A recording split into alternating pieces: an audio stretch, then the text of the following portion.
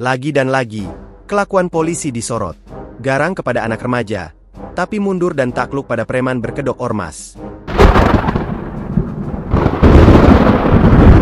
Ya, dua remaja di Belawan Medan jatuh tersungkur diterjang peluru, bukan dari pelaku kriminal, tapi justru dari moncong senapan sang penegak hukum. Salah satu korban, Muhammad Syuhada, remaja berusia 15 tahun harus meregang nyawa di Rumah Sakit Bayangkara Medan. Setelah upaya operasi oleh kedokteran gagal, Muhammad Syuhada diketahui tertembak di bagian perut. Satu lagi, korban yang lain bernama Basri yang berusia 17 tahun harus menjalani perawatan intensif. Setelah tangannya juga ikut merasakan timah panas polisi. Dan inilah kronologi kejadiannya versi Polres Belawan Medan sebagaimana diberitakan di media Kompas. Dua remaja di Medan terpaksa ditembak gara-gara tawuran dan menyerang mobil Kapolres. Insiden ini terjadi pada Sabtu malam ketika Kapolres Belawan hendak patroli setelah mendengar info tawuran. Saat melintasi tol Belmera, mobil dinasnya dicegat sekelompok orang dengan klewang dan batu. Pelaku tawuran memukuli dan melempari mobilnya sampai pecah. Sopir pun menghentikan mobil dan Kapolres turun untuk memberi 3 tembakan peringatan. Bukannya berhenti, para remaja ini malah membalas dengan lemparan batu dan mercon.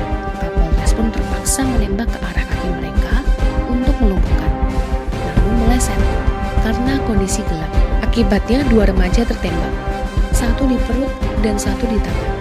Kini, mereka dirawat di Rumah Sakit Bayangkara Medan. Tawuran itu akhirnya bubar setelah bantuan pasukan datang dan menangkap para pelaku. Ada 20 remaja yang ditangkap, dengan 14 diantaranya positif narkoba.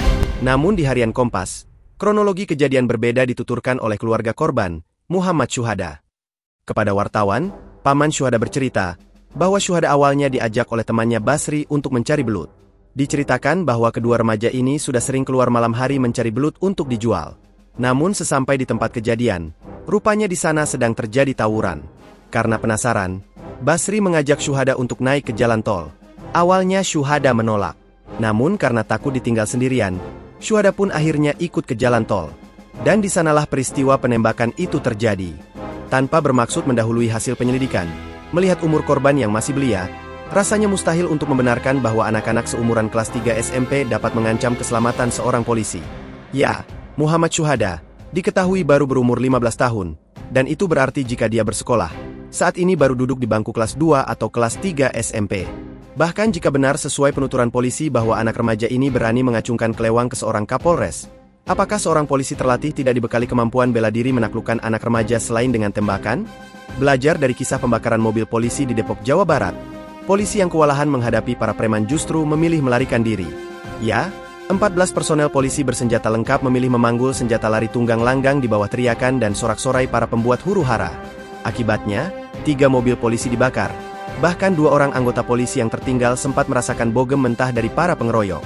Jelas-jelas, ada anggota yang sudah dipukul. Dan itu berarti bukan ancaman lagi. 3 mobil yang menjadi aset milik negara hancur sia-sia. Alih-alih melakukan penembakan, 14 polisi malah memilih lari tunggang langgang. Jika membandingkan kedua peristiwa ini, kita sebagai warga sipil biasa hanya bisa mengelus dada.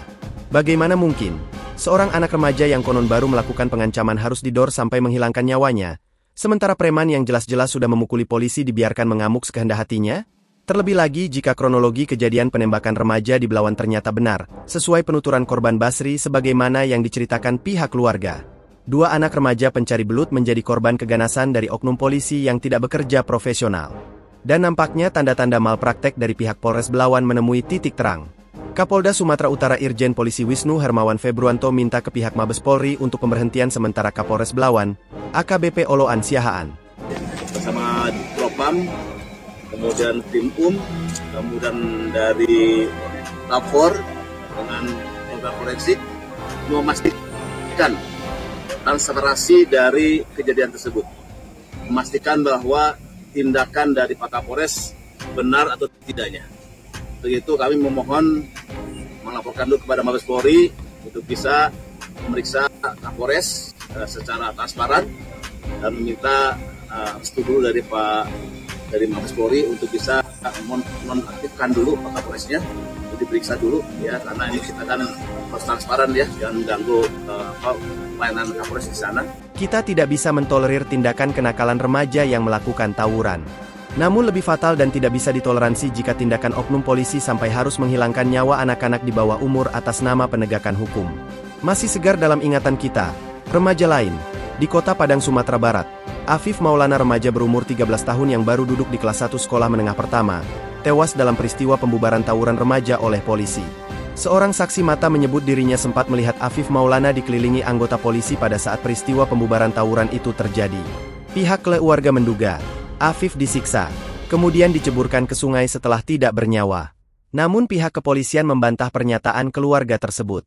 Walau polisi mengakui ikut membawa dan mengamankan motor Afif Maulana, namun mereka mengaku tidak melihat Afif Maulana dalam rombongan anak remaja yang ditangkap. Apapun kronologinya, Afif Maulana telah meregang nyawa dalam peristiwa pembubaran tawuran remaja yang diduga dikendalikan secara brutal. Pihak kepolisian hendaknya bisa berbenah. Jika menghadapi preman di Depok, Jawa Barat dan KKB di Papua, polisi bisa melarikan diri dengan dalih menghindari korban jiwa. Kenapa polisi bisa bertindak represif, tidak kenal ampun terhadap anak-anak yang tidak berpotensi menimbulkan kerusakan fatal baik material maupun nyawa manusia lain? Bagaimana menurut kalian? Layakkah polisi menghadapi tawuran anak-anak di bawah umur dengan menggunakan senjata organik? Tuliskan pendapat kalian di kolom komentar. Dan jangan lupa dukung perkembangan channel ini dengan menekan tombol like dan subscribe di bawah video ini, agar channel ini dapat berkembang. Terima kasih.